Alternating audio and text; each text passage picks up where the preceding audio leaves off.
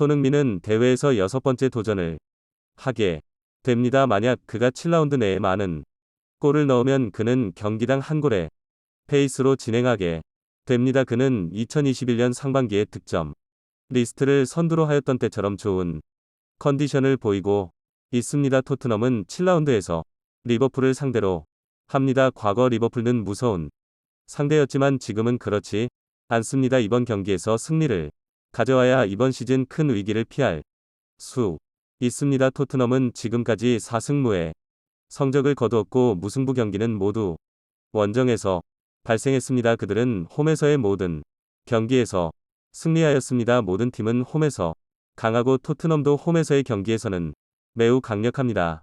감독 안게 포스테코글루 아스날과의 경기에서 무승을 기록한 이후의 홈 경기에서의 분위기에 대해 인터뷰에서 밝혔습니다. 12년 동안 이길 수 없던 장소에서의 무승부는 성공의 일부로 볼 수 있지만 반대로 선수들은 매우 불만족스러워 했습니다. 이것은 선수들의 전투 의지가 높다는 것을 의미합니다. 훈련 동영상에서 손흥민과 메디슨은 등장하지 않았지만 감독 안게 포스테코글루 인터뷰에서 그가 가짜 뉴스를 사용했다고 밝혔습니다. 주말 경기에서 부상을 당했지만 훈련에는 참여하였고 상태가 나쁘지 않았으나 경기 전까지 그의 상태를 확인해야 합니다. 그러나 두 선수가 출전하지 못하거나 최상의 컨디션을 보이지 않을 경우 리버풀전에서는 포기하는 것이 좋습니다. 아스날전에서 80분 경과 후 교체되었다. 그는 손흥민이 최상의 컨디션은 아니었지만 그는 팀의 중심이었습니다. 인터뷰에서 감독 안게 포스테코글루는 손흥민에 대해 직접적으로 질문을 받았습니다. 그는 손흥민이 경기장 안과 밖에서 얼마나 잘 표현되고 있는지 그리고 그가 클럽의 주요 스타인지에 대해 자랑스럽게 생각한다고 했습니다. 사실 손흥민은 항상 그런 선수였습니다. 그는 토트넘을 위해 그렇게 행동했습니다. 해리 케인이 떠난 후 현재는 참여하지 않는 노리스에 이어 손흥민은 그의 진정한 책임을 느끼고 있습니다. 손흥민은 경험이 풍부한 선수로서 팀을 위해 오랜 시간 노력해 왔습니다.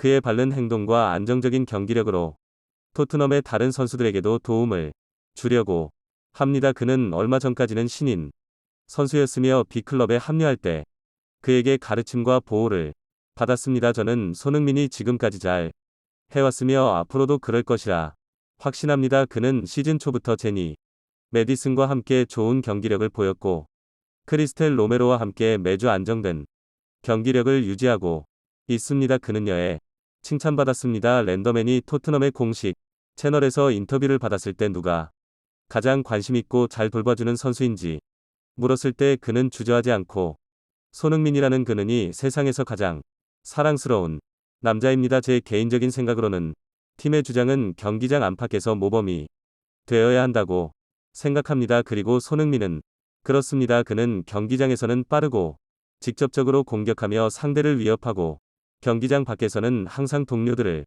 격려하고 지지합니다. 이것은 지루하지 않은 것이죠. 이것이 바로 현재의 손흥민입니다. 그는 분명히 토트넘을 자신을 중심으로 만들었으며 지금은 레알 마드리드로 이적할 소문이 나고 있습니다. 이 이적 관련 소문은 올 시즌이 아닌 다음 시즌을 위한 것입니다. 실제로 레알 마드리드로 이적은 거의 불가능하다고 생각됩니다. 그러나 그나 두 가지 가능한 시나리오가 있습니다. 만약 토트넘이 이번 시즌에 우승하고 그가 이적한다면 그는 분명한 전설이 될 것입니다.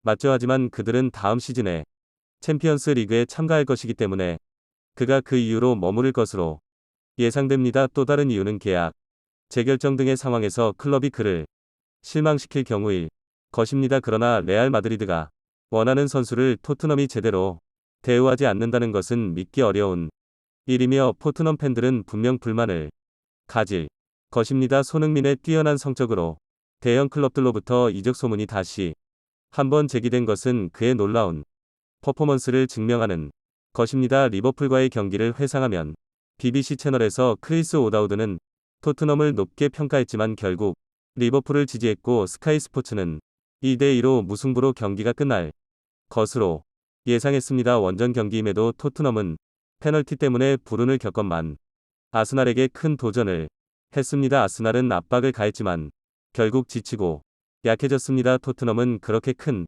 압박을 받아본 적이 없었지만 그들은 단단하게 방어를 지켰습니다. 이제 토트넘은 홈에서 리버풀과 맞붙게 됩니다. 현재 상황에서 리버풀이 아스날 다 더 강한지에 대한 논쟁은 의미가 없습니다. 두 팀 모두 매우 강합니다. 최근 리버풀과의 경기에서 토트넘은 화가 없었고 일주일 동안 휴식을 취한 후 최상의 컨디션으로 돌아왔습니다. 한편 리버풀은 이번 주에 카라바오컵 경기가 있었고 주요 선수들을 대부분 쉬게 있습니다. 그들은 전반에 2대0으로 뒤졌고 후반 중반까지 한 골만 만들었습니다. 따라서 누네스와 소보스 라인은 약 30분 동안 플레이했습니다. 그들은 시작부터 출전할 수도 있지만 주간 경기 일정이 많기 때문에 리버풀은 토트넘 다 피곤할 것입니다. 토트넘의 홈에서 경기를 할 때 심판의 지지를 받기를 기대합니다. 대형 클럽들은 보통 첫 6라운드에서 페널티킥을 얻지만 토트넘은 그런 기회가